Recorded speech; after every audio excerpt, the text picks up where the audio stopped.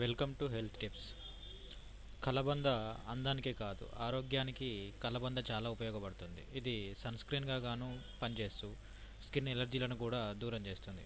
కలబంద రసాన్ని ముఖానికి పట్టిస్తే చర్మం ప్రకాశవంతంగా మారుతుంది.